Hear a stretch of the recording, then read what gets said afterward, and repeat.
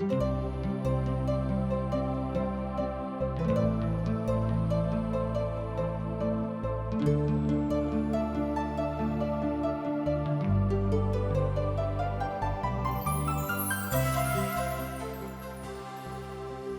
में लिखल अछि, एहन सेहो मार्ग अछि तऽ मनुख के सीधा मालूम होइ छनि, मुदा अंत में मृत्यु भेटै छनि। इस समय अहाँ TWR द्वारा प्रस्तुत कार्यक्रम आशक इजोत देख रहल छी। यह कार्यक्रम मृत्यु सँ जीवन के दिस अहाँ के ल जयबा के लेल अछि। कृपया देखू और सुनू, जाय सँ परमेश्वर अहाँ के जीवन सफल बना देथिन।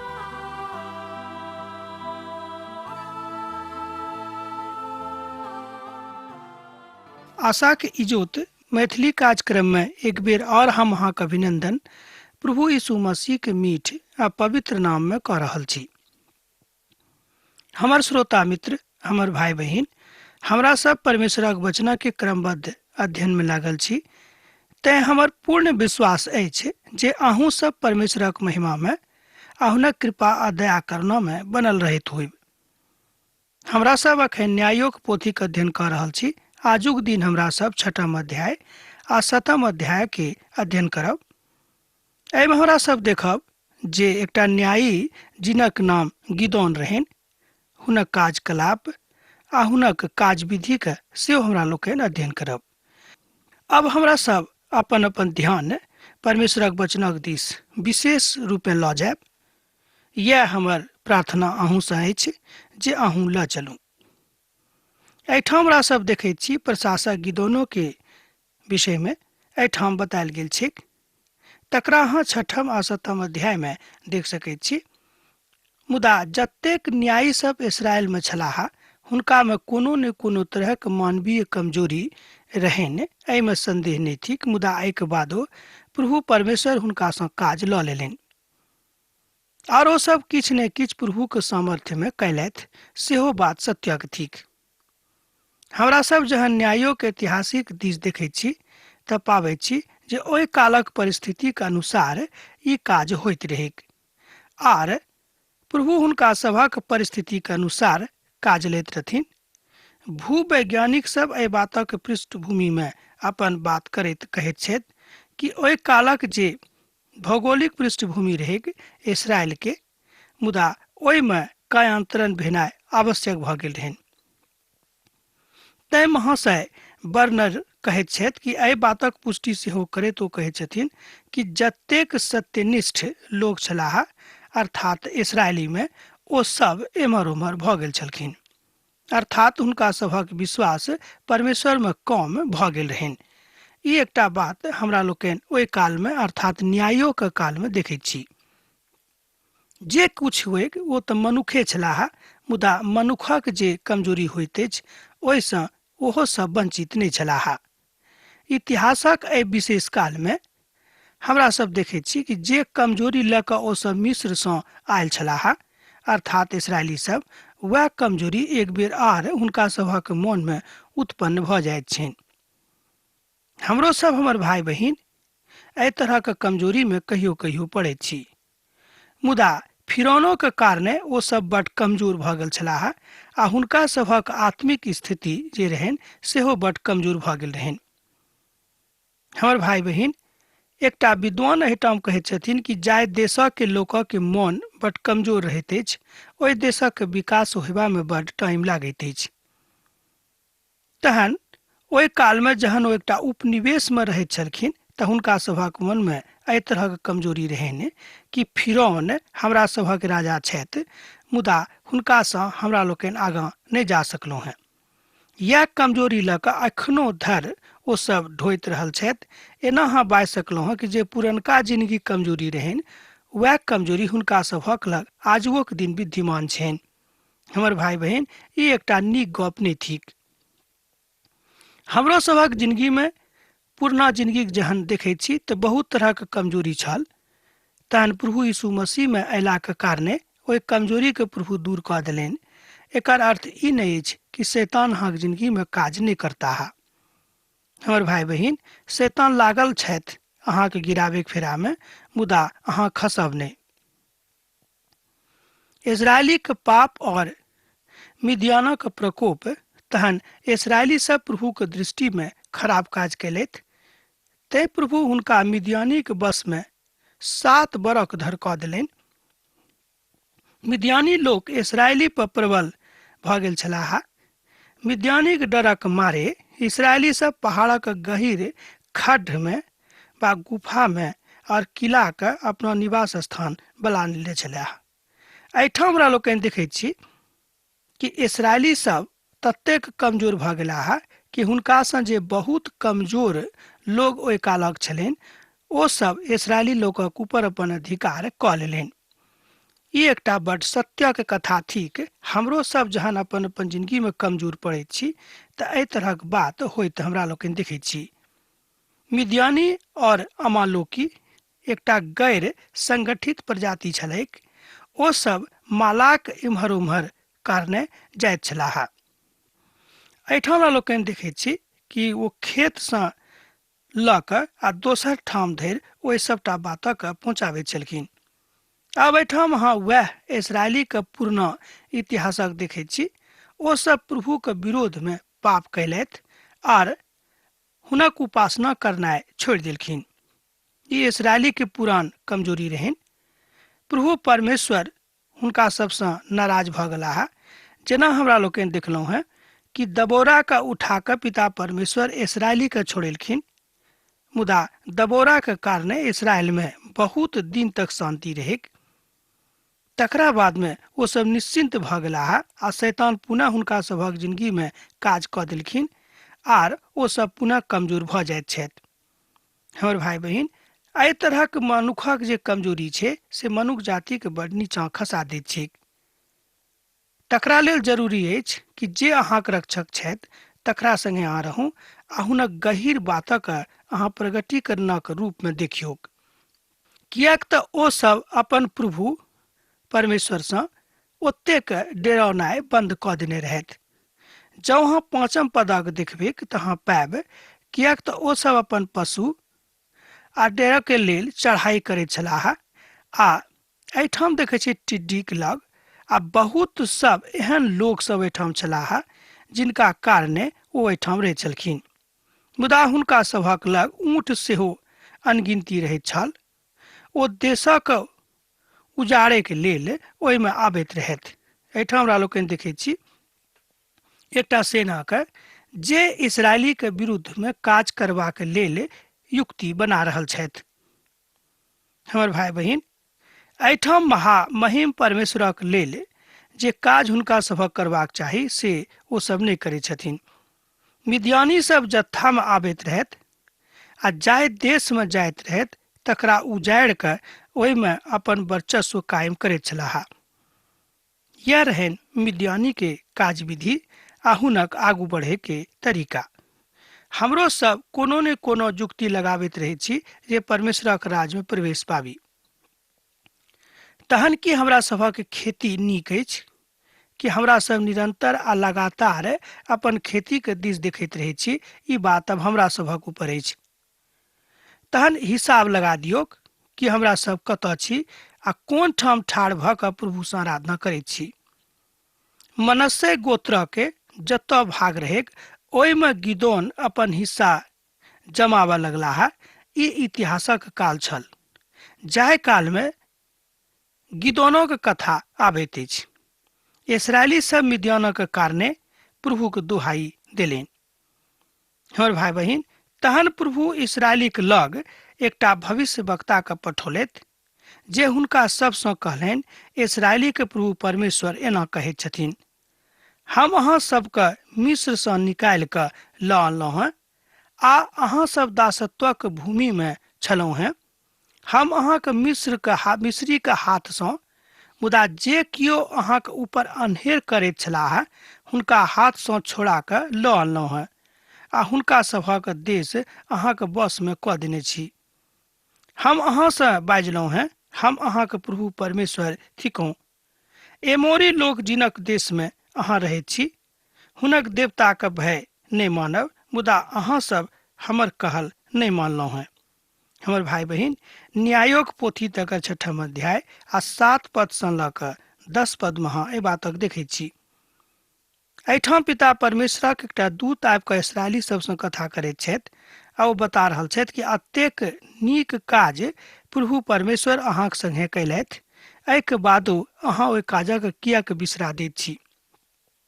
हमर भाई बहिन, कनि मनि दुख पड़लाक कारणे प्रभुक अहाँ किया बिसरा दैत छी। एहिठाम इसराइली सब प्रभुके शिकायत करैत छथि, मुदा प्रभु हुनक कथाके सुनलक। तकरा बादो इसराइली लोक माफी नहि मांगैत छथिन। हमर भाई बहिन, ई बड्ड खराब गप थिक, किएक तऽ इसराइली से प्रभु परमेश्वर बड्ड प्रेम करैत छलखिन।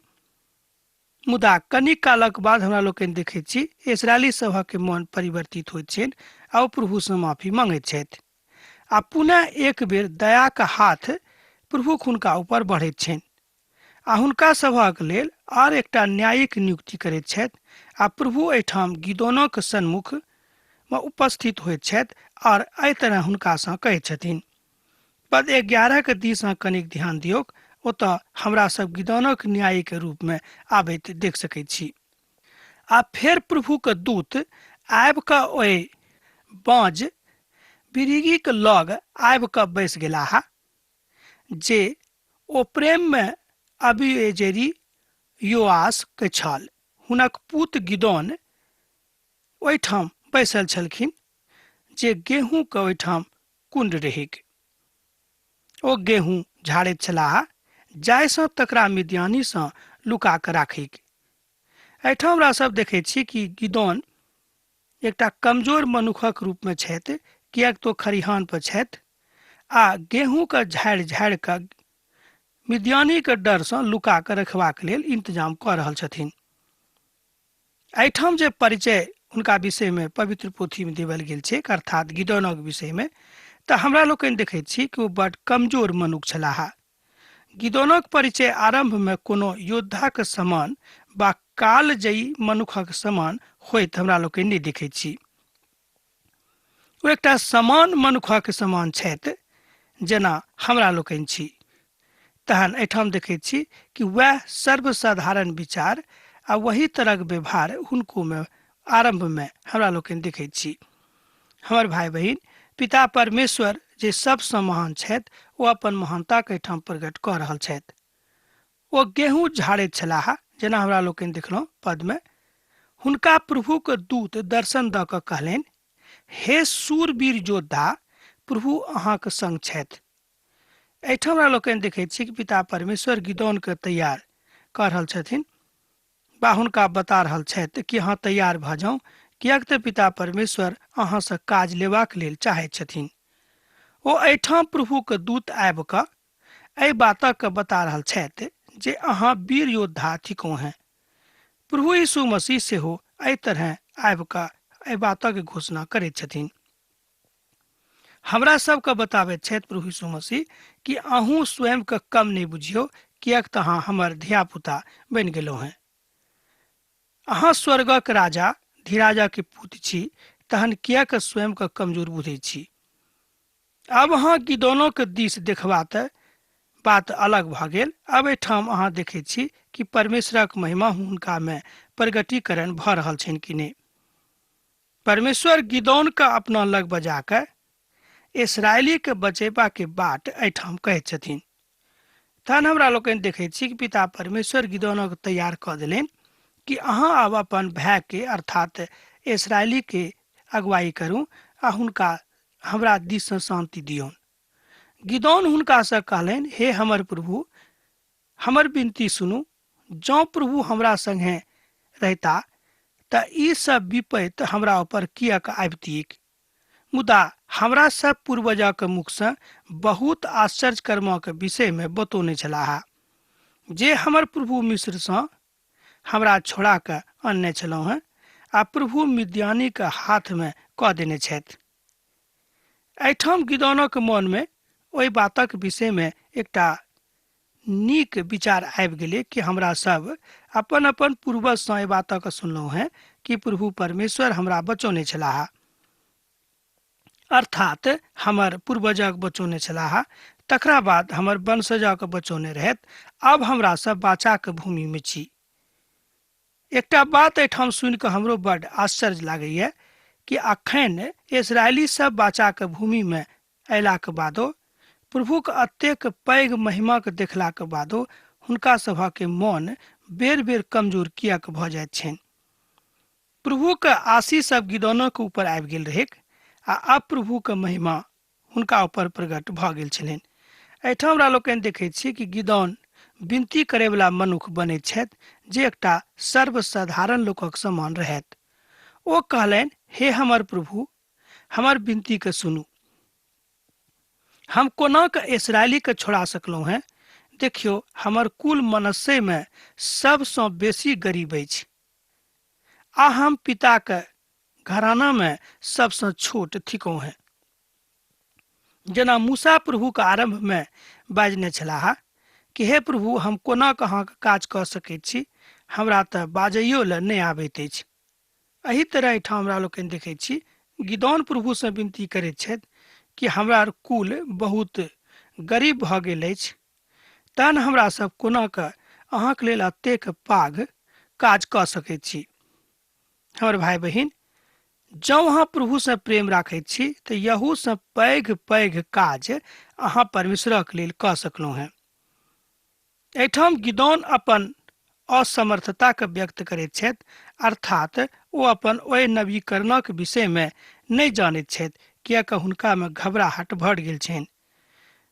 प्रभु में जे किओ कमजोर मनुष्य छथि, प्रभु हुनका मजबूत बना देथिन। एहिठाम हमरा लोकनि देखैत छी कि एकटा बड्ड कमजोर मनुष्य के प्रभु परमेश्वर खूब मजबूत मनुष्यक रूप में प्रयुक्त करैत छथिन। घटनाक्रम एहि तरह पवित्र पोथी में बतायल गेल छै, जेना हमरा लोकनि अखन अध्ययन कऽ रहल छी गिदोनक विषय में। तहन परमेश्वरक सामर्थ्य हुनका अर्थात गिदोनक अंदर में आबि गेलनि। हमरा में से बहुत कियो आदमी आजुक दिन में एही कमजोरी में जाय तरहक कमजोरी हुनका में रहन भरल छी। एकटा बात आरो हमरा सब एठाम सीखैत छी, ओ कथा थिक कि जँ हमरा सब कमजोर छी तऽ अपन मजबूती के लेल कि हमरा सब नित प्रतिदिन प्रभु से प्रार्थना करैत छी। ई गंभीर तथ्य अछि हमर भाई बहिन, सुनि कऽ एम्हर से उम्हर नहीं जायब, किएक तऽ बहुत बात हमरा सब सुनि कऽ एम्हर से सुनै छियै आ उम्हर से निकालि दैत छी। ई बात नीक नहीं थिक। गिदोन व्यक्तिगत रूप में बड्ड कमजोर छथि, मुदा गिदोनो के प्रभु कहैत छथि अहाँ इस्राएली के छोड़ायब। एहिठाम हमरा लोकनि देखैत छी गिदोन के अतेक पैघ काज प्रभु परमेश्वर दऽ दैत छथि, जाहि विषय में कहियो सपनो में नहीं सोचने छलखिन कि हम अतेक पैघ काज कऽ सकलहुँ हैं। प्रभु कहलनि अहाँके शांति मिलेक, नहीं डेराउ, अहाँ नहीं मरब। एहिठाम गिदोनक ओ खूब शांति दऽ रहल छथि आ बता रहल छथि कि अखन अब अहाँ सामर्थी मनुष्य बनि गेलहुँ हैं, डेराउ नहीं, अहाँ नहीं मुअब। एहि बातक अहाँ 23 पद में देख सकैत छी 6 अध्याय के। गिदोन बुझि गेलाह जे प्रभु के देखलाक बाद ओ जीवित नहीं रहता है, मुदा प्रभु कहलनि नहीं डेराउ, किएक तऽ अहाँ मुअब नहीं। एहिठाम हमरा सब देखैत छी कि पिता परमेश्वरक हुनका दर्शन होइत छनि। हमर भाई बहिन, एहिठाम साक्षात दर्शनक कथा नहीं अछि। बहुत विद्वान सब एहिठाम कहैत छथिन कि गिदोन प्रभु परमेश्वर के साक्षात देखने रहथिन, से बात नहीं थिक, मुदा परमेश्वरक संगे हुनक कथा भेलनि, ई बात सत्य के थिक। गिदोनक मन में डर भऽ गेलनि कि प्रभु हमरा सन्मुख में आबि कऽ हमरा से कथा करलखिन, अब हम नहीं जियब, किएक तऽ व्यवस्थाक पोथी में ओ एहि विषय में बहुत पहिने सुनि चुकल छलाह। अर्थात गिदोनो के आत्मिक स्तर के एहिठाम नीक करबाक लेल प्रभु परमेश्वर हुनका में लुकायल शक्ति के संचार कऽ रहल छथिन। गिदोनो के भीतर में जतेक लुकायल शक्ति छलैक तकरा प्रभु परमेश्वर संचारित कऽ रहल छथि। तहन गिदोन परमेश्वर से कहलनि, जँ अहाँ अपन वचनक अनुसार इस्राएली के हमरा हाथे छोड़ायब तऽ सुनियो, हम एक भेड़ी के ओहि खलिहान में राखब, आ जँ ओस खाली ओहि पर पड़त तऽ हम संपूर्ण भूमि असुखल रह जायक, तहने हम बुझब जे अहाँ इस्राएली के हमरा हाथे छोड़ायब। एहिठाम हमरा लोकनि देखैत छी कि प्रभु परमेश्वर के परीक्षा लेबाक लेल नहि, मुदा ओ एहि बातक लेल कि हम ई काज कऽ सकैत छी कि नहि, प्रभुक एकटा चिन्ह ओ देखऽ चाहैत छथि। तैँ ओ कहलनि कि हम एकटा भेड़ीक ओहिठाम राखि देब, आ जँ ओ भींग नहि जायक आ सब ठाम भींग, खाली वएह भींगेक आ सब ठाम नहि भींगेक, तहने हम बुझब कि हाँ हमरा बचायब वा हमरा हाथे ई काज अहाँ करा सकलहुँ हैं। एहि तरह भेलै। तैँ जहन ओ दोसर दिन भिनसरमे उठि कऽ ओहि ऊनक दबा कऽ ओहिमे सँ ओस निचोड़लथि तऽ 1 कटोरा भरि निकललीक। एहिठाम हमरा लोकनि देखैत छी कि भेड़ीक जे ऊन ओहिठाम राखल रहैक, मुदा वएह खाली भिंगलेक आर कतहु किछु नहि भेलैक, आ ओहिमे सँ लगभग 1 कटोरा भरि ओस निकलि गेलैक। एहि तरह पिता परमेश्वर अपन चिन्ह गिदोनक लेल आनि कऽ देखा देलखिन कि देखियौ हम अहाँक संगे छी, हम पिता परमेश्वर थिकहुँ हैं, हम कोनो काज कऽ सकैत छी, हमरासँ एहन कोनो काज नहि अछि जे नहि भऽ सकैत अछि। ई देखलाक बाद गिदोन घुरि गेलाह और ओ अपन बातक बूझ लगलाह। आ एहि तरह परमेश्वर अपन यात्रा गिदोनक मध्य आबि कऽ अपन काज आरम्भ कऽ देलखिन, अर्थात प्रभु अपन काज हुनक जिंदगीके माध्यमसँ करनाइ आरम्भ कऽ देलखिन। हमर भाई बहन, यह काज आजुक दिन पिता परमेश्वर अहाँक संगे कऽ सकैत छथि। जँ अहाँ प्रभुक संगे छी तऽ ई बात भेनाइ कोनो असंभव नहि थिक। एहि तरह 6म अध्याय के समापन होइत अछि। आब हमरा सब किछु मुख्य बात अध्याय 7 देखब। गिदोन के हमरा लोकनि देखैत छी कि अब ओ तैयार भऽ गेल छथि आ पिता परमेश्वरक चिन्ह हुनका सेहो भेट गेलनि, अर्थात अब ओ इजरायली के छोड़ेबाक लेल एक न्याय के रूप में, एक अगुआ के रूप में आगाँ बढ़ैत छथि। 30 तैनात सिपाही के चुनल गेलै। गिदोन घुरि कऽ गेलाह और अपन सेना के निरीक्षण कयलथि। हुनका लग 32,000 लोक रहथि, मुदा गिदोनो के संतुष्टि नहि रहनि आ ओ और आदमी के जोर करबाक फेरा में छलाह। मिद्यानी सब ओहि पहाड़ी पर एहिठाम हमरा लोकनि देखैत छी घासक समान पसरल छलाह। ओ सब असंगठित छलाह, मुदा हुनका सभक इजरायली के ऊपर आबे में सफलता मिल गेल रहनि। हमर भाई बहन, एहिठाम हमरा लोकनि देखैत छी कि इस्राएली सब जहन असंगठित भऽ गेल छलाह आ यहू से बेसी इस्राएली सब जहन परमेश्वरक दिससँ फिर गेल छलाह, अर्थात प्रभु के छोड़ि देने छलखिन, तकरा बाद हुनक पराजय भऽ जाइत छनि। मुदा आब ओ देखैत छथि जहन गिदोन तैयार भऽ गेलथि तऽ एहिठाम हमरा लोकनि देखैत छी कि इस्राएली सबके बातक संतुष्टि भऽ गेलनि। गिदोन संतुष्ट भऽ गेलाह, मुदा हुनका मोन में बहुत बातक लेल असंतोष सेहो छनि कि हमर सेना बड्ड कम अछि, मुदा मिद्यानी सब तऽ ततेक छथि कि हुनका ऊपर हमरा लोकनि विजय प्राप्त करब कि नहि। हमर भाई बहन, एहि तरहक शंका मनुष्य जाति के होइत रहैत अछि।